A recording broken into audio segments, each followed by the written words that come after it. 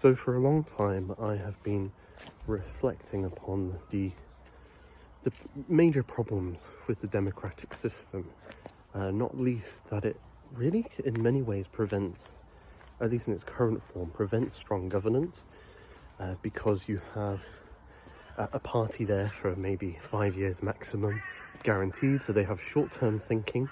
They're only worried about the next election cycle, not the next 20, 30 years. When you compare that with various dictators, they're able to plan a lot further ahead. It encourages them to think about their own party's interests rather than those of the nation. It also is open and rife for the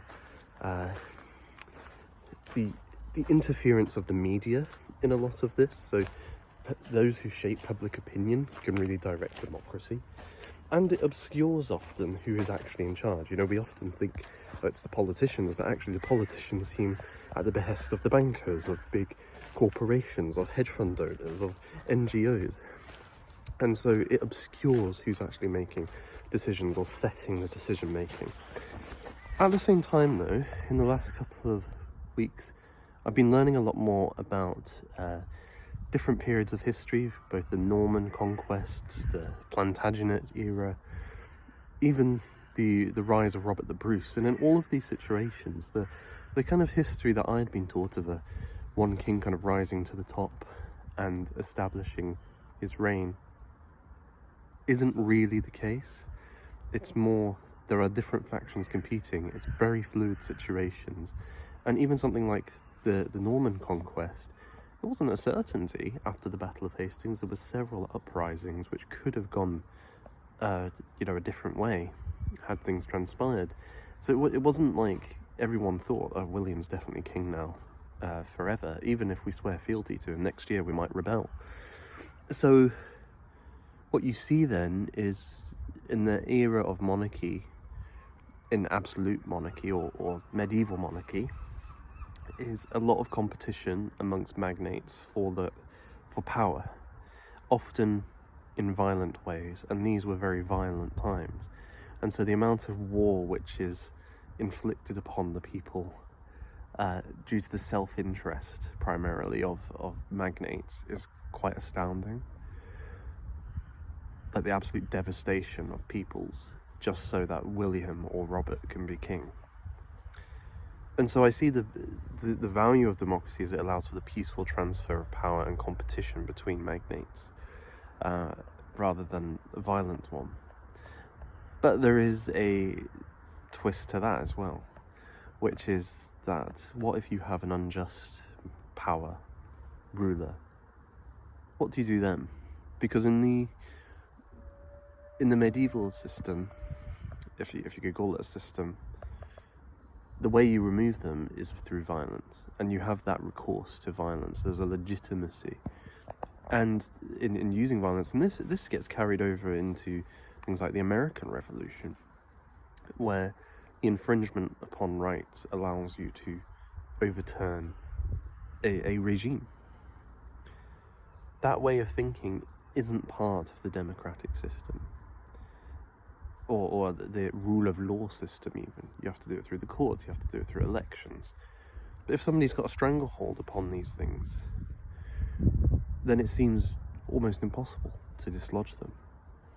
The medieval always had that opportunity to turn to that.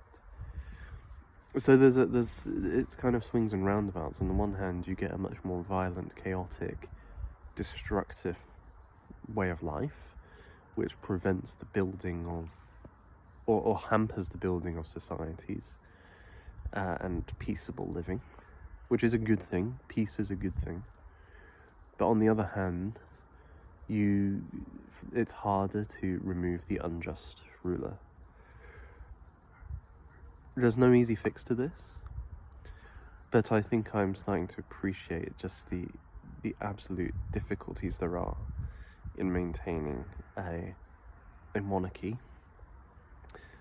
I would add into this as well that often these times of disruption come about when you have more than one people in play. So for example, when William of Normandy becomes King of England, it's not just the Normans in play, it's the Anglo-Saxons, it's the Britons, there are also French influence, Scottish. All these different peoples have their own interests, as well as the people involved have their own self-interest. You can move to other periods as well. Whereas the time of where democracy came to rise was when England was by and large a homogeneous nation and people with shared language and custom and heritage. Same with Scotland.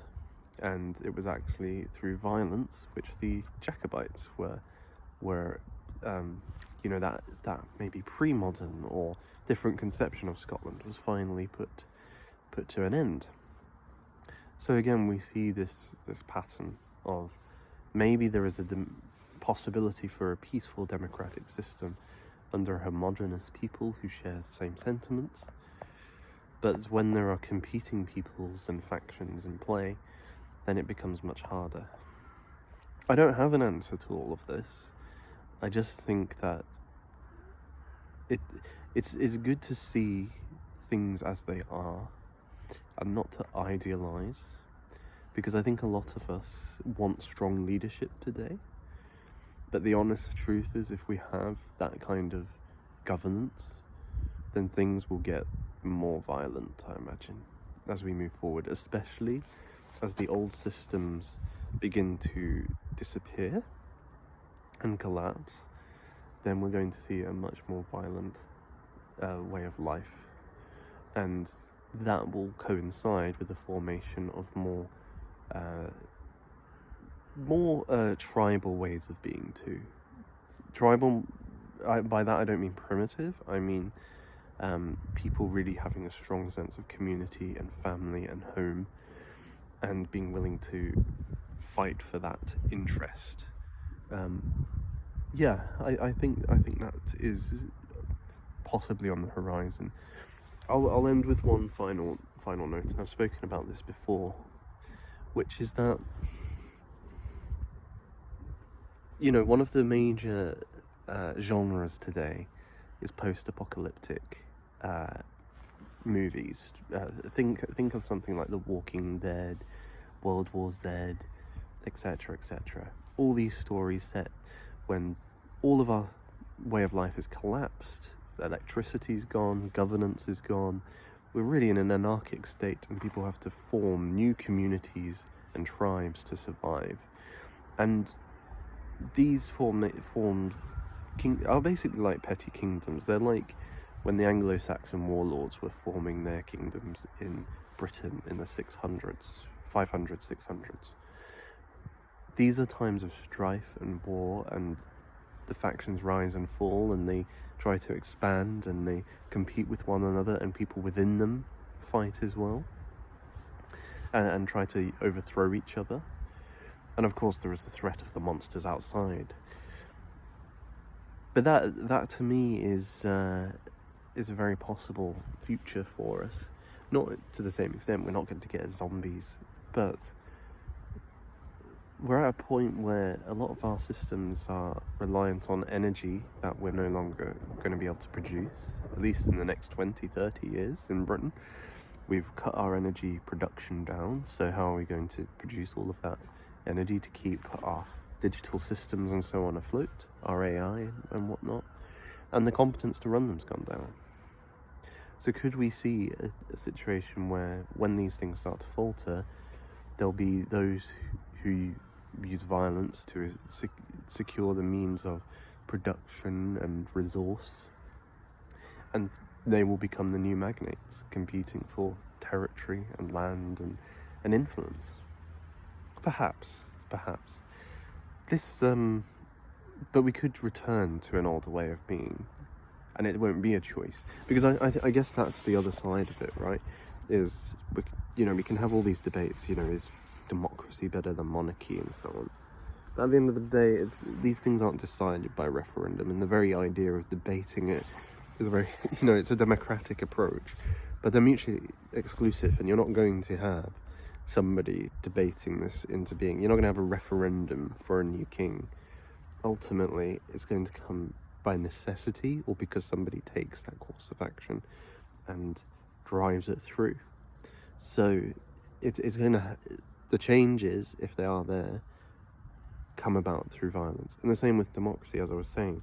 The American Revolution is achieved by a violent uprising, which then they're able to establish a new republic on the basis of, and then maintain that republic through the use of force. I suppose what am I trying to get at? Fundamentally, that the use of force is always present. That what a democracy does is it allows you for the circulation of elites peacefully, in theory. But as I've said, it has a big problem with maintaining justice, especially in times where you don't have a homogenous polity. I think I'll leave it there. This was meant to be a short, but there was too much to talk about, and I'm interested in your comments.